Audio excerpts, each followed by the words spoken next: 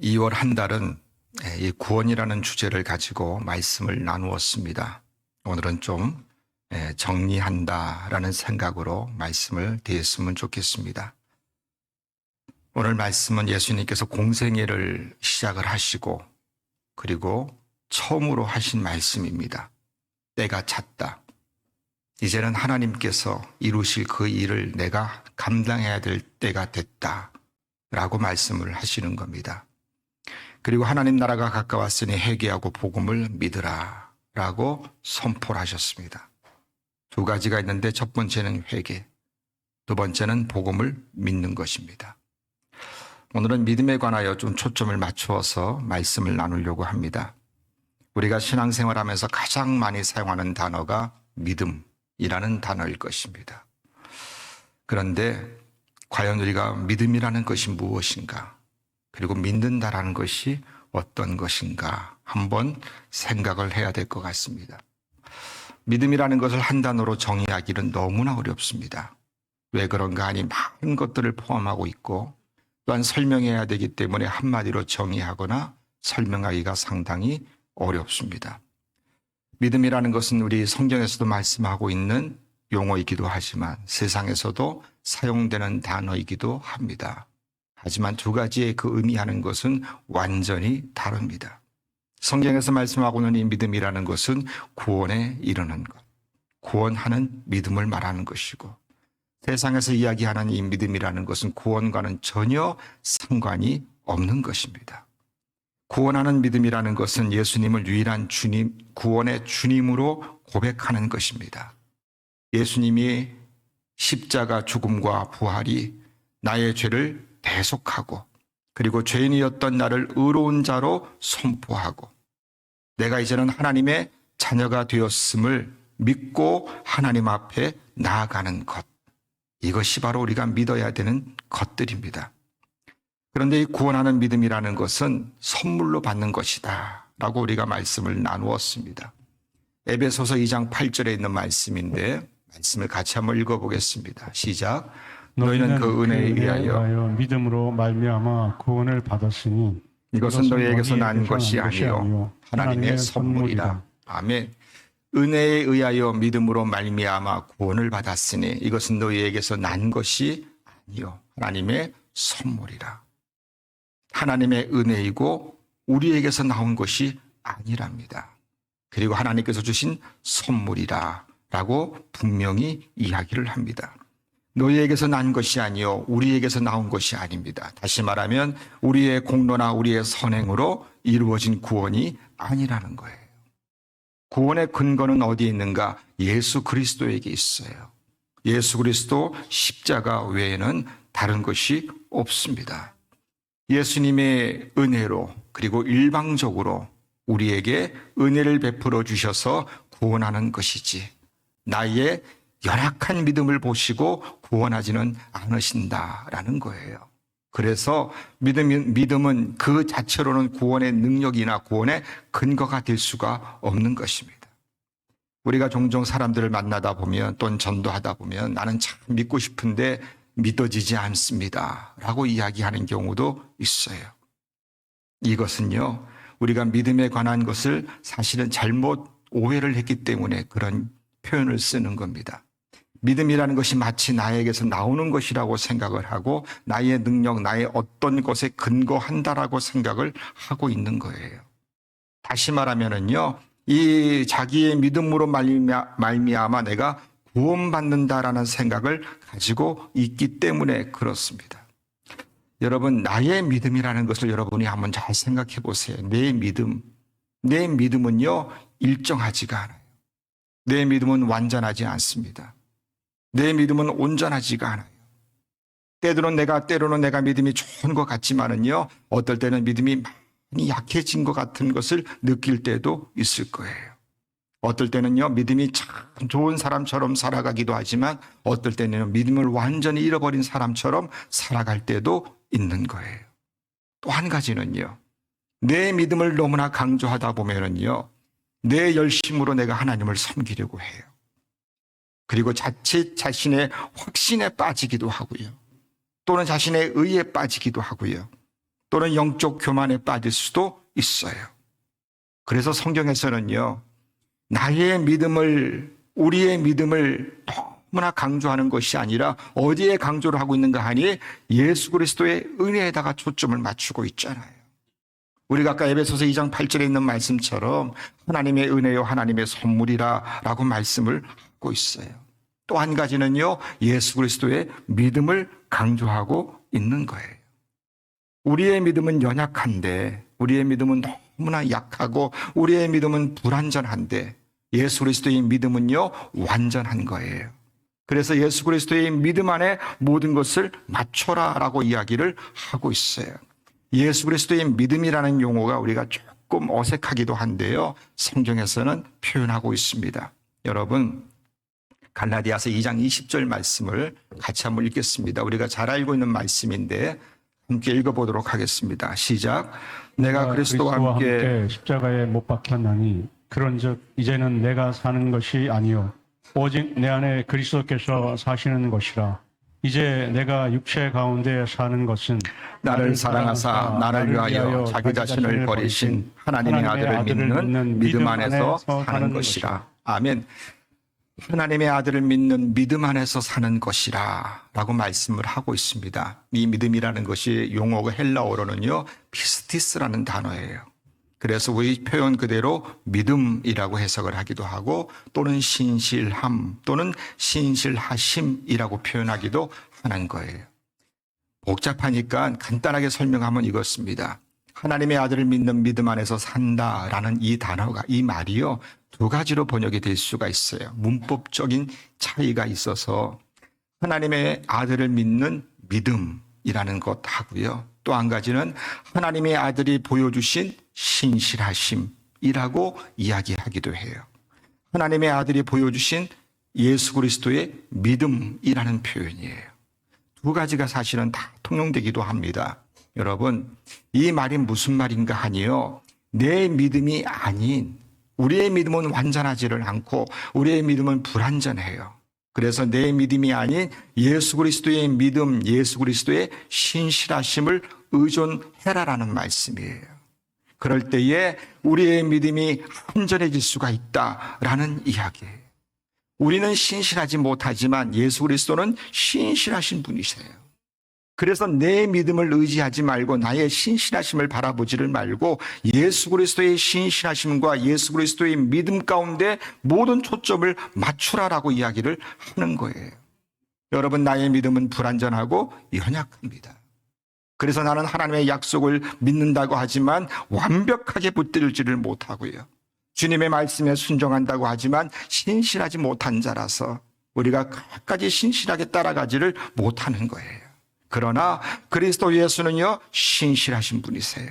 그리스도 예수는요 하나님께 완전히 순종했던 완벽한 믿음을 가지고 계신 그분이세요.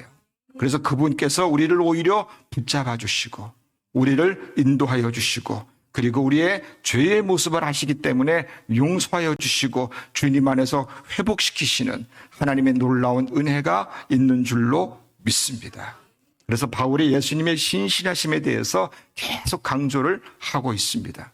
여러분, 디모데후서 2장 13절에 있는 말씀인데 같이 읽어보겠습니다. 시작. 우리는 미쁨이 없을지라도 주는 항상 미쁘시니 자기를 부인하실 수 없으시니라. 아멘. 이 미쁘다라는 단어가요 신실하다라는 뜻이에요. 새 번역을 제가 한번 읽어볼게요. 우리는 신실하지 못하더라도 그분은 언제나 신실하십니다. 그분은 자기를 부인할 수 없으시기 때문입니다. 아멘. 그분은 언제나 신실하신 분이시래요. 여러분, 예수님의 신실하심이 나를 포기하지 않고요, 나를 붙잡아 주시는 거예요. 여러분, 나는 죄인 아니겠습니까?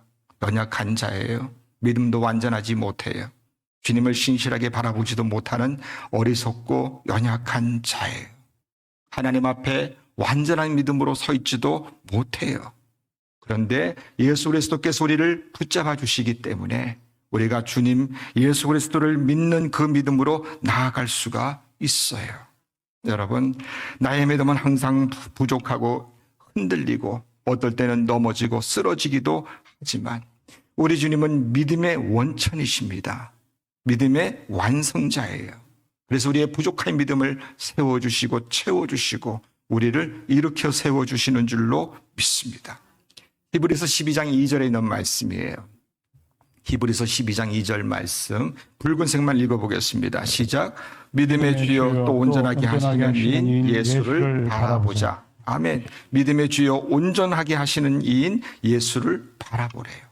세 번역을 보면 훨씬 더 쉬워요. 믿음의 창시자여 완성자이신 예수를 바라봅니다. 믿음의 시작이 되신 분이세요. 그리고 믿음의 완성이 되어주시는 분이세요. 믿음의 창시자여 완성자이신 예수께서 우리에게 믿음을 주시고 불완전한 우리의 믿음을 온전하게 하시는 줄로 믿습니다. 그래서 여러분, 나에게 좋은 믿음이 있고 나에게 믿음이 강한 믿음이 있다라고 한다면 그것은 내 힘으로 되어지는 것이 아니고 내 속에서 나오는 믿음이 아니고 예수님 덕분에 주어지시는 그 은혜인 줄로 믿습니다. 그래서 우리는 나에게 주시를 나에게 좋은 믿음을 주시기를 위해서 간절히 간구하고 사모해야 되는 거예요. 이것은 내가 만들어낼 수가 있는 것이 아니고 하나님께서 나에게 주시는 은혜이기 때문에 그렇습니다. 여러분 성경에 있는 말씀에 보면 사도행전 16장에 바울이 복음을 전하다가 루디아를 만나요. 루디아에게 이 바울이 말씀을 전하는데 루디아가 그 말씀을 깨달아요. 사도행전 16장 14절에 있는 말씀에 보시면 두아디라시아에 있는 자색옷감 장사로서 하나님을 섬기는 루디아라 하는 한 여자가 말을 듣고 있을 때 주께서 그 마음을 열어 바울의 말을 따르게 하신지라. 이 루디아가 믿음이 좋아서 바울의 말을 믿고 따른 게 아니에요. 누가 그렇게 했대요? 주께서 그 마음을 열어주셨대요. 주께서 루디아의 마음을 열어주셔서 그리고 성령의 역사가 있었겠죠. 그리고 믿음을 주셔서 복음을 받아들이게 해주신 거예요. 여러분 베드로가 예수님이 과연 누구인가라는 질문에 대해 베드로가 뭐라고 고백을 합니까? 마태복음 16장 16절에 있는 말씀이에요. 같이 읽겠습니다. 시작. 시몬 베드로가 대답하여 가로되 주는 그리스도시요 살아계신 하나님의 아들이시니이다. 아멘. 주는 그리스도십니다. 살아계신 하나님의 아들입니다. 라는 이 고백은요 아주 완벽한 고백이에요. 정말 이것은 하나님의 은혜가 아니면 고백할 수가 없는 거잖아요. 예수님이 이 베드로의 믿음을 보시고요 어떻게 평가를 하시는가? 17절에 있는 말씀이에요. 예수께서 대답하여 가라사대 바요나 시몬아 내가 복이 있도다. 이를 내게 알게 하니는 혈육이 아니요 하늘에 계신 내 아버지다 라고 말씀을 하세요. 베드로야 네가 나를 알아본 것은 네가 똑똑해서 된 것도 아니고 네가 믿음으로 된 것도 아니고 하나님께서 너에게 믿음을 주셔서 네가 나를 알아보게 한 것이야 라는 이야기예요. 믿음을 주시는 분은 누구세요? 하나님이세요. 내가 믿음이 좋은 것은 누가 나에게 믿음을 좋게 해주신 거예요? 하나님이 좋게 해주신 거예요. 내 능력으로 나의 믿음이 좋아진 것이 아니라 하나님께서 나에게 은혜를 주셔서 내 믿음이 굳건해지게 된 것이고 베드로가 예수 그리스도를 그리스도 주라고 고백할 수가 있었던 것이에요. 베드로에게 주를 믿는 믿음을 주신 것은 하나님이시듯이 하나님께서도 우리에게 믿음을 허락하여 주셔서 그리스도를 주라고 고백할 수 있는 하나님의 놀라운 역사가 있는 줄로 믿습니다. 이것이 전적인 하나님의 은혜의 역사예요. 그래서 여러분 내 믿음을 자랑할 것이 아니라는 거예요. 그래서 에베소서 2장 8절에 있는 말씀처럼 너의 능력으로 된 것은 하나도 없어 라는 것이에요. 또 한 가지 우리가 오해하는 것 중에 하나가 있는데 여러분 예수님이 나를 구원하시는 거예요. 구원의 주체는 예수 그리스도예요. 그런데 우리는 종종 내 믿음이 아주 좋아서 다시 말하면 나의 믿음의 행위가 너무나 훌륭해서 하나님이 나를 보시고 감동하여 나를 구원하셨다라고 착각할 수도 있다는 것이에요. 여러분 믿음은 그 자체로서 구원의 능력이나 근거가 될 수가 없습니다. 지난번에도 말씀을 드렸듯이 믿음은요 하나님께서 구원의 선물을 주실 때 그것을 받는 수단이에요. 구원을 받는 하나의 도구가 되어지는 것이에요. 내가 좋은 믿음을 가졌기 때문에 구원의 자격이 주어지는 것 아니에요. 그럼 믿음이 약한 사람은 구원해 주지 않으시나요? 아니잖아요. 구원은 하나님의 주시는 일방적인 하나님의 은혜입니다. 그리고 그 하나님의 은혜를 받는, 하나님의 그 구원의 선물을 받는 방편에 불과한 것이 구원이다라는 것이에요. 그래서 여러분, 성경에서 무엇이라고 말씀합니까? 내 믿음으로 구원받았다라고 말씀을 하고 있는 것이 아니라 하나님의 은혜로 말미암아 믿음에 의하여 구원받고 하나님의 자녀가 되었습니다 라고 우리에게 말씀하고 있어요. 믿음이라는 것은 여러분, 적극적인 나의 어떤 사고도 아니고요, 인위적으로 내가 내 안에서 무엇인가를 만들어낼 수 있는 그것도 아니라는 사실이에요. 하나님의 이 구원의 선물을요 받아들이는 그릇, 도구에 불과한 것이에요. 여러분, 굶주려 가지고 굶어 죽는 사람이 있다고 가정을 해봅시다. 그 사람이 어떤 사람이 빵을 갖다 주는 거예요. 음식을 가져다 주는 거예요. 그런데 그것을 손을 내밀어서 받았어요. 그래서 그 사람이 그 음식을 먹고 굶주리면서 살아날 수가 있었던 거예요. 그러면 그 사람이 살아날 수 있었던 이유가 무엇입니까? 손을 내밀었기 때문에 그렇습니까? 아니에요. 음식을 먹었기 때문에 그런 거예요. 이 손을 내미는 행위가 바로 믿음에 해당되는 행위예요. 구원이라는 것은요, 음식에 해당되는 것이에요. 음식을 먹었기 때문에 그 사람이 살아난 것이지 손을 내밀었기 때문에 살아난 것이 아니에요. 하나님께서 우리에게 구원의 선물을 베풀어 주시는데 그것을 받는 것이 바로 믿음이다라는 이야기예요. 그러므로 구원은 하나님이 주시는 것입니다. 그리고 구원의 효력이 내 안에서 발생하려면은요, 내가 믿어야 되는 사실이에요.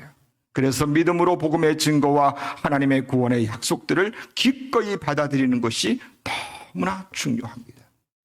예수님의 십자가는요, 한정된 사람에게만 적용되는 것이 아니라 모든 사람에게 다 적용되는 말씀이에요.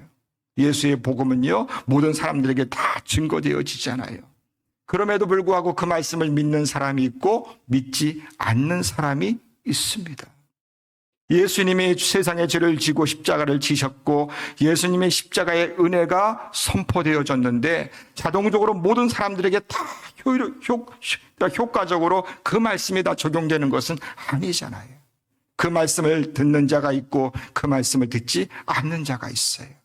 그 말씀을 믿고 듣고 믿는 자들에게 십자가 구속의 은혜가 주어지게 되는 것이잖아요. 하지만 그 말씀을 믿지 않는 자들은요, 불행하게도 그 구원의 은혜를 누리지를 못해요. 여러분, 집으로 택배가 많이 오지 않습니까? 내 이름으로 온 택배를 내가 그냥 받으면 돼요. 그런데 그 택배가 왔음에도 불구하고 내가 안 받겠습니다라고 하면은요, 다시 그 택배 물건은요, 보낸 사람에게로 돌아가는 거예요. 내가 십자가 구원이 하나님께서 마련해 주신 유일한 길인 것을 믿음으로 받아들이면 되는 거예요. 그럴 때 구원의 역사가 일어나요. 그런데 그것을 나는 안 받겠습니다 라고 거절하면은요, 그 구원의 효력은요, 없어요. 로마서 3장 25절 말씀, 제가 세 번역으로 찾았는데 제가 붉은색만 읽어보겠습니다. 하나님께서는 이 예수를 속죄제물로 내주셨습니다. 그것은 그의 피를 믿을 때에 유효합니다. 하나님께서는 예수 그리스도의 십자가를 통하여서 모든 자를 다 용서해 주셨어요. 그런데 그것은요, 그의 피를 믿을 때에 유효한 거예요. 믿지 않으면은요, 아무런 소용이 없어요. 바울과 바나바가 유대인들에게 복음을 전했습니다. 그런데 유대인들이 그 복음의 말씀을 들었음에도 불구하고 거부해요. 우리는 안 믿겠습니다라는 거예요. 그래서 바울과 바나바가요, 유대인에게 전하지 않고 이방인에게 가서 전해요. 근데 이방인들은요, 바울이 전하는 이 복음을요, 너무나 잘 받아들이는 거예요. 그래서 바울이요, 나중에는요, 애통해해요. 아니, 이방인들은 이렇게 복음을 잘 받아들이는데 왜 유대인들은 이렇게 복음을 받아들이지를 않고 구원에 이르지는 못하느냐라고 너무나 안타까워하는 거예요. 여러분, 사도행전 13장 46절에 있는 말씀인데 같이 읽어보겠습니다. 시작.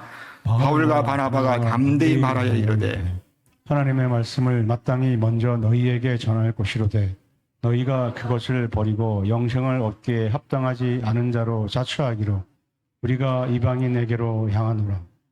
아멘. 너희가 그것을 버리고 영생을 얻기에 합당하지 않은 자로 자처하기로 우리가 이방인에게로 향하노라. 유대인들이요 복음을 배척했습니다. 그러면 그 책임은 누구에게 있습니까? 유대인들에게 있는 거예요. 예수님이 복음을 전했음에도 불구하고 그들은 항상 반대를 했어요. 바울이 아침부터 저녁까지 하나님 나라를 증언하고 예수를 믿으라고 복음을 선포했는데요. 그들이 말을 듣고 믿는 자도 있고 믿지 않는 자도 있었어요. 사도행전 28장 24절에 있는 말씀이에요. 그 말을 믿는 사람도 있고 믿지 아니하는 사람도 있어. 여러분, 성경에서는 우리에게 복음을 믿으라고 막 억압하거나 강요하지 않습니다. 복음의 메시지를 선포하지만은요, 우리에게 그것을 믿으라고 막 억압하지는 않아요. 다시 말하면 구원받으라고 우리에게 막 강요하지 않아요. 구원의 메시지는 선포하지만은요, 우리에게 선포하라고 말씀하지만은요, 억지로 그것을 믿으라고 말씀하지는 않아요. 자기 앞으로 온 소포를 자기의 의지에 따라서 결정해서 자기가 받지 않을 수도 있는 것처럼 복음의 메시지를, 예수 그리스도를, 십자가를 거절할 수도 있는 거예요. 그것은 나의 결정일 수도 있고요. 그리고 그 결과도 나가 책임져야 되는 문제라는 이야기예요. 그런데 복음을 거절한 일 뒤에는요, 구원 사역을 방해하는 여러 가지 많은 영적 암흑이 있다라는 이야기예요. 고린도후서 4장 4절에 있는 말씀인데, 그 중에 이 세상의 신이 믿지 아니하는 자들의 마음을 혼미하게 하여 그리스도의 영광의 복음의 광채가 비치지 못하게 함이니 그리스도는 하나님의 형상이니라. 우리가 사는 세상은 눈에 보이지 않는 영적 실체가 존재하는 세상이잖아요. 물론 하나님의 세상의 주인이시고 만물을 통제하시고 다스리십니다. 그런데 아직까지는 하나님 나라가 완성되지를 않았어요. 하나님 나라가 완성되기 전까지는요, 여전히 우리는 이 세상 속에 살아가고 하나님을 믿고 하나님의 백성으로 살아가지만 악한 여러 가지 많은 세상의 세력들 가운데 우리가 또한 미혹을 당하며 살아가기도 하는 거예요. 요한일서 5장 19절에 있는 말씀이에요. 또 아는 것은 우리는 하나님께 속하고 또 세상은 악한 자 안에 처한 것이며, 우리는 하나님 앞에 속해 있지만 여전히 세상은 악한 자 안에 처한 것이다 라고 이야기해요. 불신자들의 복음을 자신의 의지로 배척하지만은요, 그 뒤에는요 악한 세력들의 미혹함이 있다라는 거예요. 복음의 말씀이 들려지지만 그 말씀을 거부하고 듣지 않는 거예요. 생명의 말씀이 선포되어지고 주의 음성을 듣지만은요, 입을 꽉 다물고 있는 거예요. 복음의 빛이 비춰지고 있지만 눈을 뜨지 않고 의식적으로 눈을 꽉 감는 거예요. 하나님의 선물이 주어졌음에도 불구하고 그 거부하는 것은 자신의 책임이에요. 악한 자에게 미혹당하는 것 역시 마찬가지로 자신의 책임이에요. 여러분, 그래서 우리는 주님이 주시는 믿음을 간절히 사모해야 되는 겁니다. 하나님의 은혜로 우리에겐 믿음이 주어졌어요. 그런데 이 믿음이 완전한 믿음이 아니기 때문에 나의 믿음이 흔들리지 아니하도록 우리는 여전히 그리스도 예수의 그 믿음을 바라보고 예수 그리스도의 그 신실하심을 바라보면서 굳건한 믿음을 사모해야 되는 거예요. 그 믿음으로 나의 구주가 되시는 예수 그리스도를 간절히 소망하며 나아갈 때에 우리 이 땅 살아가는 동안에 구원의 기쁨과 감격 가운데 믿음으로 살아가는 줄로 믿습니다. 하나님은 창세 전에 그리스도 안에서 하나님의 백성들을 택하셨어요. 그리고 택한 백성들 예수 그리스도의 피로 구원하기로 주님께서 예정하셨어요. 에베소서 1장 4절 5절 말씀 짓습니다. 시작. 또 창세전에 그리스도 안에서 우리를 택하사 우리로 사랑 안에서 그 앞에 거룩하고 흠이 없게 하시려고 그 기쁘신 뜻대로 우리를 예정하사 예수 그리스도로 말미암아 자기의 아들들이 되게 하셨으니. 아멘. 우리를 예정하사 예수 그리스도로 말미암아 자기의 아들들이 되게 하셨으니. 그런데 문제가 하나 있습니다, 여러분. 우리가 하나님의 아들이 되게 하셨으니 되려면은요, 복음의 진리를 깨달아야 되잖아요. 예수 그리스도가 전하는 그 말씀을 우리가 믿고 따라가야 되는 것이잖아요. 근데 우리는 죄인이라서, 우리는 이미 벌써 타락한 자들이기 때문에 그것을 온전히 깨닫지를 못하는 거예요. 우리의 마음이 굳어져 있고요, 우리의 마음이 완악해져 있어요. 그래서 성령의 역사가 필요한 거예요. 성령의 도우심이 필요한 거예요. 에스겔 36장 26절에 있는 말씀처럼 또 새 영을 너희 속에 두고 새 마음을 너희에게 주되 너희 육신에서 굳은 마음을 제거하고 부드러운 마음을 줄 것이며. 너무나 감사하게도 성령의 도우심이 있는 거예요. 성령의 도우심과 성령의 역사하심으로 말미암아 우리의 굳은 마음이 녹아지게 되는 것이고 부드럽게 되어지고, 그리고 우리가 죄인이지만 죄의 복음을 깨달을 수 있는, 믿을 수 있는 하나님의 은혜가 주어지게 되었어요. 우리 안에 성령께서 거하시는 줄로 믿습니다. 우리 안에 성령께서 역사하시는데 설명할 방법이 없어요. 우리 안에서 활동하시는 것을 내가 어떻게 설명할 수가 있겠어요? 마치 바람이 눈에 보이지 않지만 나무가지가 흘리는 것처럼 바람이 분다는 것을 아는 것과 같이 우리 안에서, 내 안에서 역사하시는 그 성령의 역사하심은요, 성령의 일하심은요, 내가 내 마음이 녹아져야 되는 것이고, 예수 그리스도의 복음이 깨달아지고 하나님의 은혜가 주어질 때 그것을 거부하는 것이 아니라 내 감사함으로 받을 수가 있을 때에 그것이 성령의 내 안에서 뜨겁게 역사하시는 하나님의 은혜인 줄로 믿습니다. 하나님께서 우리를 구원하기 위하여 우리에게 흠없고 완전한 믿음을 가지라고 요구하지를 않습니다. 왜 그런가 하니 그렇게 될 수가 없기 때문에 그래요. 우리는 여전히 죄인인 인간들이에요. 하지만 예수 그리스도의 완전한 믿음을 바라보고 예수 그리스도의 신실하심에 의존하여 복음의 진리를 받아들이라고 말씀을 하고 있어요. 하나님이 요구하시는 완전한 예수 그리스도를 믿고 나아가는 것, 그것이 우리가 감당해야 될 몫이에요. 우리 안에 계시는 성령의 역사하심이 있습니다. 그리고 우리를 구원하신 예수 그리스도의 신실하심을 철저하게 신뢰하면서 하나님의 택한 백성으로 이 시대 속에서 하나님 앞에 영광 돌리며 찬양 돌리며 살아가시는 하나님의 큰 은혜가 우리 모두에게 있기를 간절히 소원합니다.